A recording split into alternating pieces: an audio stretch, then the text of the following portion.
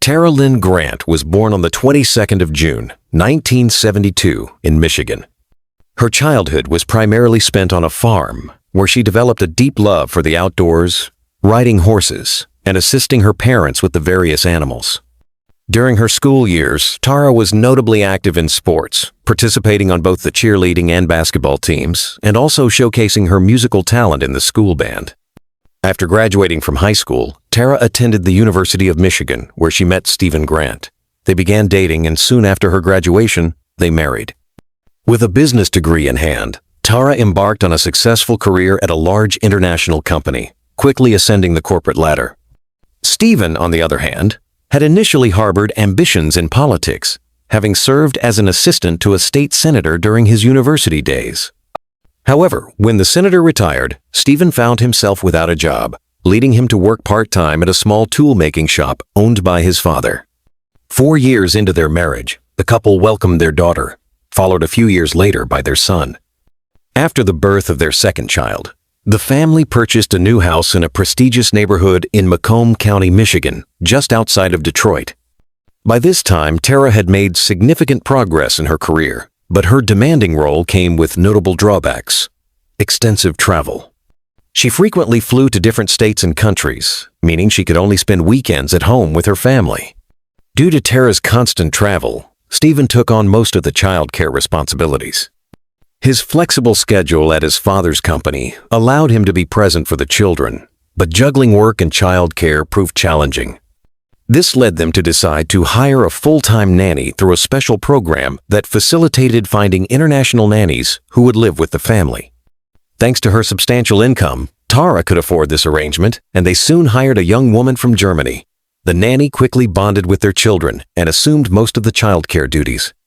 With more free time, Stephen also began working part-time as a youth soccer coach. Despite the family's strong financial situation, Tara's frequent absences strained her relationship with Stephen. They began to argue more frequently. Tara hoped that an upcoming promotion would allow her to adjust her schedule and spend more time at home, but until then, she remained away on business trips almost daily. This routine continued until the 14th of February, 2007, when the unexpected happened. On Valentine's Day, Stephen Grant called the police, reporting that Tara had been out of touch for 5 days, which he deemed highly unusual. He explained that on the evening of the 9th of February, Tara had returned from a business trip, but then informed him she had to leave a day earlier than planned, spending only 1 day with the family. This led to another argument, and Tara began packing her suitcase. A few minutes later, Stephen claimed he heard her on the phone saying, "I'll be waiting at the end of the street," before she left the house and got into a dark-colored car. Since then, he stated, Tara hadn't been in touch and hadn't answered any of his calls. The police's immediate question was why Stephen waited 5 days to report her disappearance. Stephen responded that he initially saw no cause for concern, believing Tara had simply left early for her business trip and wasn't answering his calls due to their argument. However, over the next few days, he grew worried because she hadn't contacted the children, who were only 3 and 7 years old, which was uncharacteristic. On Monday, Tara's boss called Stephen to inform him that Tara hadn't shown up for a meeting, confirming she hadn't gone to work. Stephen then contacted her relatives, but they assumed Tara simply needed time away from their constant arguments, as she had frequently confided in her parents about the growing problems in her marriage due to her job. Eventually, as Tara still remained missing and unreachable, Stephen claimed his worry intensified, prompting him to contact the police. As Stephen answered the police's questions, detectives noticed several suspicious scratches on his body. They asked if the argument with his wife had turned physical, but Stephen denied it, claiming he regularly got scratched while working with metal parts at his father's shop. After the initial interview, detectives requested to search their home, and Stephen agreed.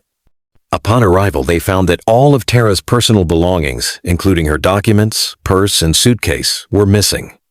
Stephen also provided access to Tara's computer, where they examined her bank account, noting no transactions since the day of her disappearance.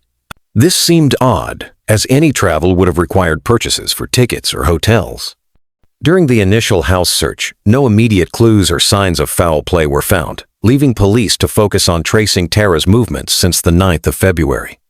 The local police department had limited experience with such complex cases, as their area was known for being one of the safest in the country, typically dealing with minor disputes.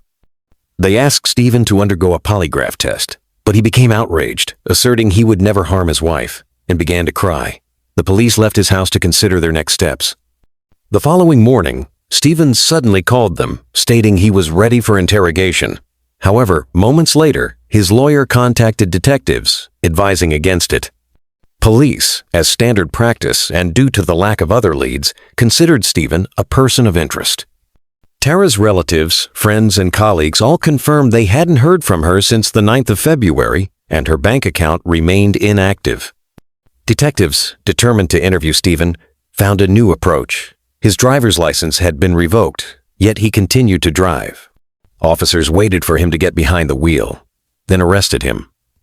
Again, feeling targeted as a suspect, he refused to talk. His lawyer quickly bailed him out, and Stephen returned home. The police continued their investigation, obtaining Tara's mobile phone records. Her last call was to Stephen from the airport on the day of her disappearance, stating she'd be home soon. After that, she received numerous calls from Stephen, all going to voicemail. Detectives listened to these messages, where Stephen repeatedly asked her to answer or call back, accusing her of neglecting their children and pleading for her to return for their sake. The phone itself was turned off, with its last known connection to cell towers near Tara's house on the evening of her disappearance. Curiously, there were no incoming calls during that period, despite Stephen's claim that someone had called Tara before she left. While Stephen's voicemail messages conveyed apparent worry and anger, detectives remained cautious about ruling him out as a suspect due to the ongoing lack of leads. Stephen remained uncooperative with the police, accusing them of wasting time on him instead of searching for Tara.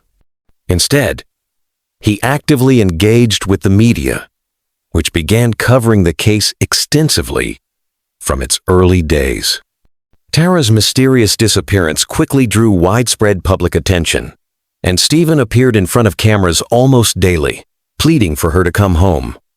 When information about the case reached the program that facilitated their nanny's placement, they decided to send the nanny back to Germany.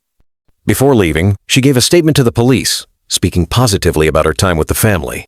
She mentioned that on the evening Tara came home, she had been at a bar with friends.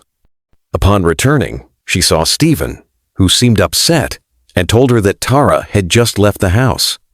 Despite Stephen's refusal to cooperate with official police inquiries, he hired a private detective, a former FBI agent, to conduct his own investigation. However, this private detective also failed to find Tara. With no definitive leads, police decided to try a different approach. They contacted the nanny placement company again and discovered something significant. Before hiring the German nanny, the Grants had a total of 6 nannies, none of whom stayed long. Detectives spoke to these former nannies, and almost all stated that Stephen's behavior seemed not only strange but also frightening. They reported that he rummaged through their belongings, asked intimate questions, and often yelled at them, treating them as if they were subordinates. This stark contrast to the German nanny's positive portrayal raised immediate red flags. Police secured permission to monitor the German nanny's emails and phone, leading to an unexpected revelation. Detectives uncovered messages between her and Stephen, revealing they had been having an affair. It emerged that the 19-year-old had been involved in an intimate relationship with him during Tara's business trips, a relationship that persisted until she was forced to leave the country. While infidelity was a significant lead, it did not, in itself, prove Stephen's involvement in Tara's disappearance, so the search for other evidence continued. Speaking with Tara's relatives and friends, detectives learned that nearly all of them had disliked Stephen since she married him. According to them, he behaved strangely, tried to control Tara's every move, and didn't get along with anyone in her family. Investigators soon learned even more. Stephen's former girlfriend, whom he had dated before meeting Tara, contacted the police and shared intriguing details. She stated that Stephen had reached out to her several months prior, and their conversations had gradually become more intimate, with Stephen openly expressing a desire for a romantic relationship despite both being married. Stephen also complained about Tara's constant absence, admitting he suspected her of cheating with her boss. He even confessed to installing special software on her computer to read her messages, though he found no evidence to confirm his suspicions. All of this increasingly pointed towards Stephen's possible involvement in Tara's disappearance. But concrete evidence was still needed. As several weeks passed, police began to consider the grim possibility that Tara might no longer be alive and launched extensive searches for her body. They enlisted volunteers and meticulously combed areas within a radius of several miles from Tara's home, as well as a large nearby park. The search continued for several days but yielded no results. The critical breakthrough came on the 28th of February, 2007, when a local resident called the police.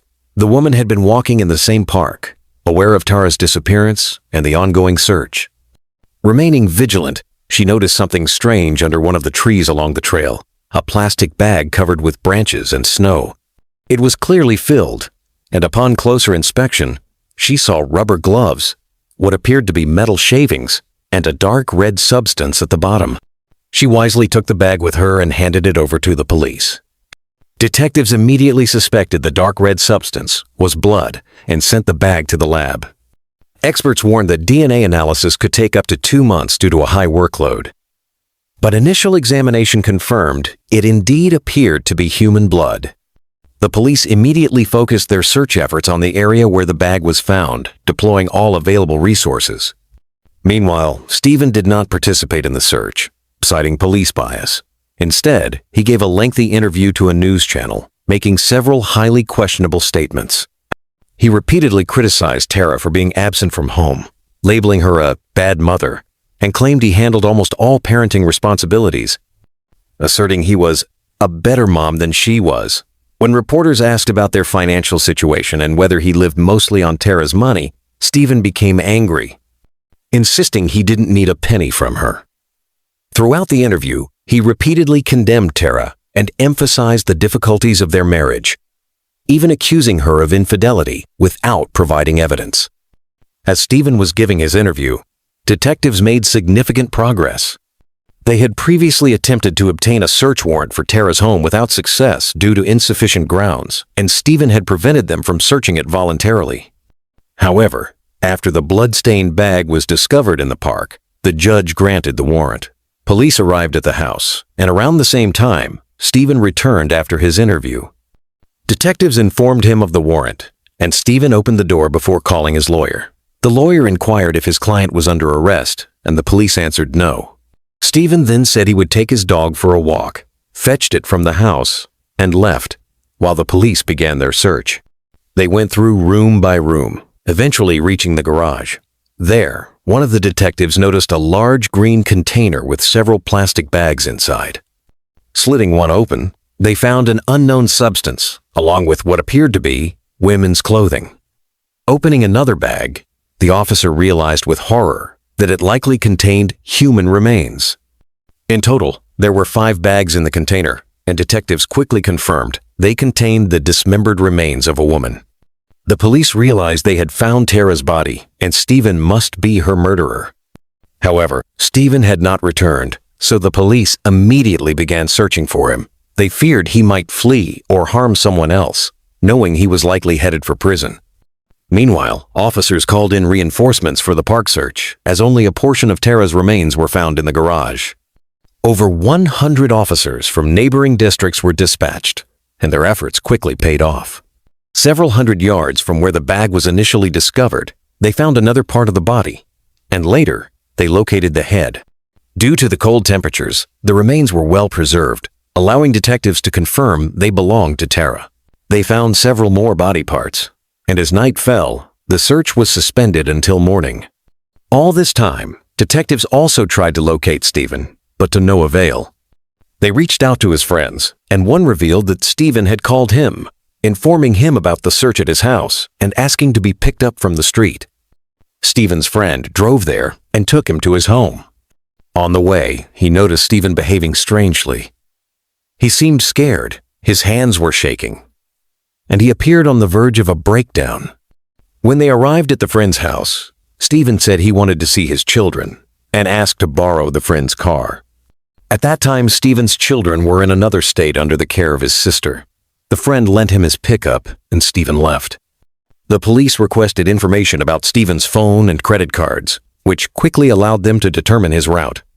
They saw that Stephen withdrew money several times on his way to the neighboring state and called his sister, leading police to believe he was heading to his children and immediately set off in that direction. Then something unexpected happened. The police received a call from Germany from the very nanny with whom Stephen had had a romantic relationship. She told them that Stephen had just called her and confessed to killing Tara. According to him, they had argued that evening, and Stephen started yelling at Tara.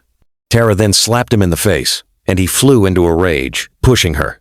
Tara hit her head after falling on the floor, resulting in her death. The police no longer doubted Stephen's involvement, but they still needed to find him. For several hours, they searched the area along the highway leading to the neighboring state. Soon, they discovered Stephen's friend's car abandoned near the entrance to a national park, but Stephen himself was nowhere to be seen. Police headed into the park, and several hours later, thanks to thermal cameras, they finally found him. Stephen was lying under a tree, wearing only light clothing, and officers realized he was on the brink of death from hypothermia. He was in an altered state, talking to trees and muttering incomprehensible phrases. They quickly airlifted him to the hospital. Despite his body temperature dropping to just 88 degrees Fahrenheit, doctors managed to save his life, although it took some time for him to fully recover. While he was in the hospital, he was charged with murder, and detectives handed the case over to the court. It's worth mentioning that on the same day, his lawyer refused to defend Stephen. When asked why, he vaguely replied, "I need to be able to look at myself in the mirror in the mornings." Stephen was assigned a new lawyer. Meanwhile, forensic experts examined Tara's remains. One of the most experienced pathologists in the country, who had worked on the JFK and John Benet Ramsey cases, was appointed as the chief medical examiner. After studying the remains, he concluded that Stephen's version of events did not match reality. Stephen claimed Tara died from a head injury, but the actual cause of death turned out to be strangulation. When Stephen finally regained consciousness, detectives went to see him in the hospital, and he told them what really happened that evening. According to him, when Tara came home and said she had to leave a day earlier, they got into an argument, and he started yelling at her. When she tried to leave the room, he grabbed her, and Tara hit him in the face. Enraged, Stephen struck back, then strangled her. He dragged her body from the second floor to the garage and placed Tara in the trunk of her car. At the same time, the nanny returned home, and Stephen told her that his wife had just left him. The next morning, he took the body to his father's workshop, making sure no other workers would be there. Stephen destroyed all of Tara's documents and personal belongings, then dismembered her body using a saw. He also mentioned that he vomited twice while doing all this, but he kept telling himself, "If you don't do this, you'll end up in prison for the rest of your days."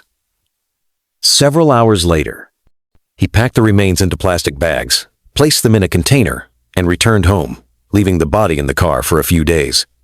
He'd been thinking about how to dispose of the remains while creating an alibi for himself. He repeatedly called Tara and left messages on her voicemail, begging her to come home. One day, he took his children's snow sled and went to the park where the bags with the remains would later be found. There, he placed the container on the sled to take it away from the crowded areas and started pulling it up a hill. At some point, the rope slipped from his hands and the sled rolled down, the container overturned, and the bags with the remains spilled out. Stephen picked them up, put the container back on the sled, and after a while, buried the bags under the snow in remote areas before returning home. When the police began searching for Tara, detectives announced they were starting a search operation in the park. Stephen panicked.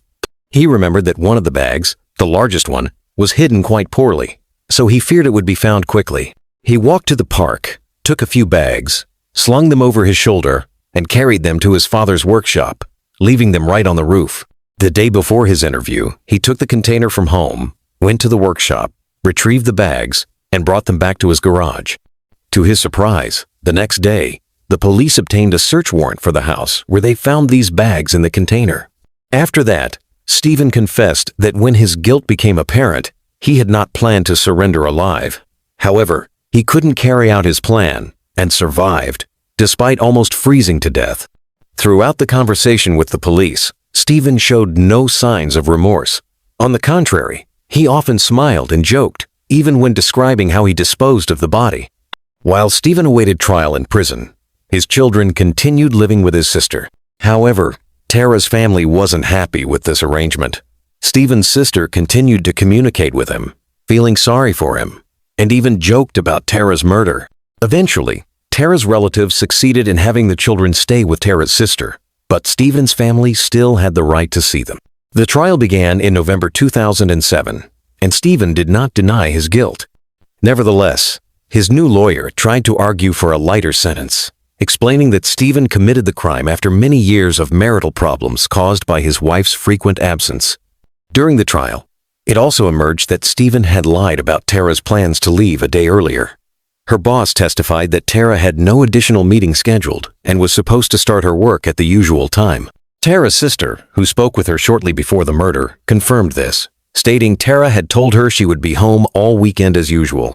There was also no evidence to support the claim that Tara was cheating on her husband. Her boss confirmed their relationship was purely professional, supported by their email and text exchanges. Even Stephen himself admitted that he didn't actually believe the infidelity claims.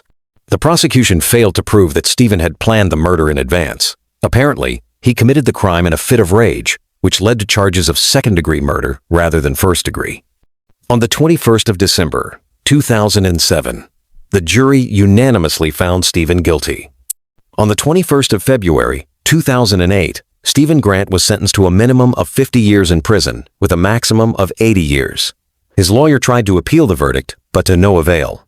Since then, he has been serving his sentence behind bars, but his story doesn't end there. Tara's murder attracted the attention of millions of people across the country, and Stephen clearly seemed to enjoy it.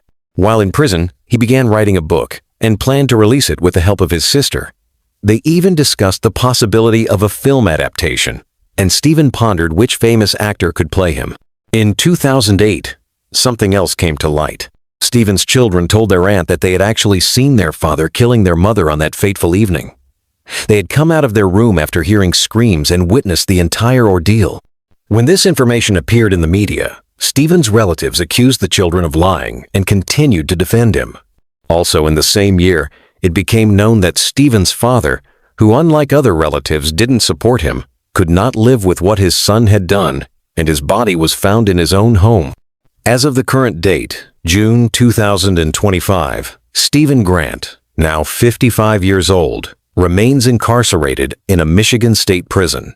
He will only be eligible for parole in 2058. The Tara Lynn Grant case endures as a tragic and sobering narrative in Michigan's criminal history. Every year, Tara's relatives and friends host a marathon along the route in the park where she used to jog frequently, and her children are always among the participants. Despite their father's actions, they have found the strength to move forward and honor their mother's memory. The case stands as a perpetual reminder of the devastating consequences of unchecked rage, the importance of recognizing the hidden signs of domestic violence, and the enduring resilience of those left to pick up the pieces.